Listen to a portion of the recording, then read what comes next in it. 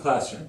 Today we're going to talk about the second game in the Tempest series, Mercante. It's been a while since I've been able to get one of these videos up and running. We've played it twice since then, but I would like to show you a little bit about how this game plays and what my students thought about it as we got through this game in the classroom to help us tell a story. And this time the story, of course, was set in the First thing you should notice about Mercante is it takes up a lot of board space. It's set up right now for a 5-player game, and since I play this game in a classroom, I don't necessarily have a lot of room to give to keep a game set up. So a card table is about all it's going to really fit when I'm doing a small group game. So I have a 5-player setup, and I have my students working in groups to attempt this game. And in this game, the game's played in a series of turns. And in each turn, the players have a chance to purchase goods, play events, so that we can influence the market and hopefully help the players make more money and in turn buy victory points and win victory points win the game. Interesting aspects of this game for my students was the auctions. Auctions are played on cards that they played on shipment cards that look like this, and on each shipment that contains different goods that can be split apart or sold as one group.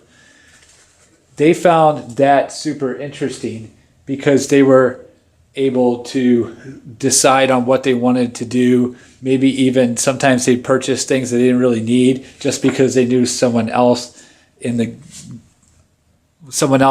that to help them win the game. So those goods that are purchased can later be sold at the appropriate market in the middle of the table there. And that market might be art or luxuries, or it might be precious metals or foodstuffs, raw materials as well. And those things help you score more money, and you can use money as a currency to help you improve your status in the game. You have agents that help you do things in the game, whether it's provide security for your warehouse or it is to improve what you have as assets. You can even buy victory points with them, which are needed. You might even buy more warehouse space so you have stuff to help you complete a contract, because you have a contract that you need to do different things on, and you score victory points with that contract, but you might lose points if you can't get that contract completed. The agents help you do different things to help you sell goods, to help you manipulate events.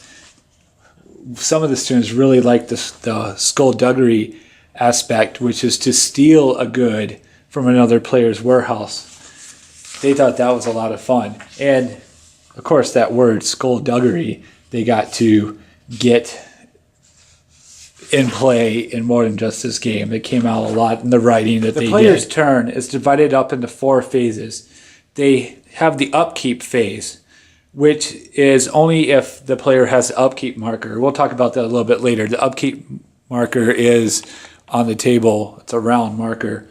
They might have had a shipment auction, which is this card right here.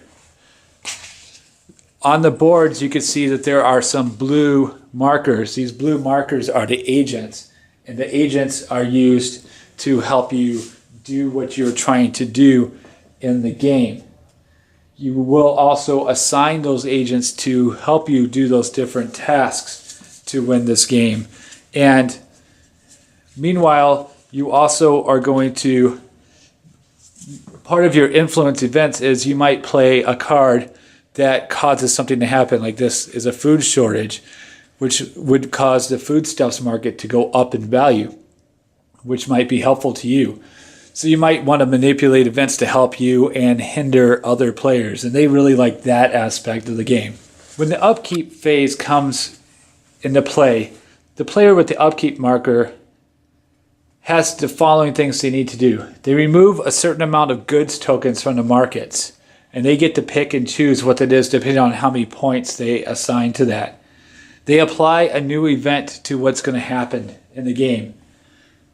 The part my students loved the most was auctioning the victory point tokens, because when you buy a victory point token, an extra victory point token goes on the upkeep marker. If you look in the top left corner, there's the upkeep marker's there, and it has a victory token on it.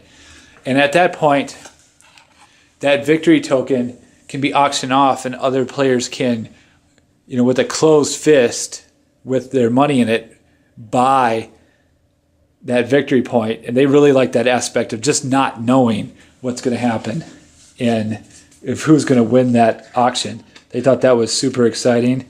They really got involved in it. And sometimes if they really didn't know if they wanted to buy a victory point or not, they got involved in that auction anyway, just because that was so much fun. When they finished doing that, they passed the upkeep marker. Now the game will end. The players will continue to take turns, but the game will end at one point. The game ends when a player accumulates 80 crowns, or the reference track marker, which is on top of the main game board in the middle. Let's see if I can zoom into that. Right there. Reaches the last space. Or the very last shipment card comes into the harbor. The shipment cards are over to the right of the game board. Then the game will end. All players sell what they have remaining to the bazaar. These sales count towards the completion of their contracts. If they can complete their contracts, that helps them gain points. Finally, then the players can buy victory points for 10 crowns each. Once all of that is completed, the players tally their accumulated victory points. And then they have to subtract. If they don't complete a contract card, you have to take away their penalties. And if there's a tie, well, that didn't happen for us, but the tied player with the most crowns remains the victor. So it's still slightly in your benefit to achieve the most crowns. If those crowns are tied, well, there's other ways to tie break in this game. Now, one other thing I forgot to mention is each house on this game has its own special ability. And that's another thing to remember when you play this, is to make use of all those special ability cards that you have to help you win this game. Now to the heart of the matter. What did my students think of this game? Well, it was kind of a mixed bag for them. There were certain aspects that they really liked in this game, and they would want to play it again. But at the same time, they actually enjoyed Courtier a little bit more than this one. They thought Courtier was it was not as abstract to them. Well, I thought this was more concrete. The buying the victory points and getting involved in the auctions was the concept wasn't quite there with them, and they didn't feel it was as strong as the trying to get people's influence in Courtier. So they're excited to play Dominare next because they really want to get involved in that game, and they really want to get involved with individual people. This was a little bit tougher for them because they didn't feel like they were actually talking to individual people. Even though you don't really do that in Courtier, it still felt like that to them. So they're looking forward to the next game. They did enjoy this game. This was not as high on their list as Courtier, but all in all, not a bad game. Thank you for watching this edition of the Board Game Classroom.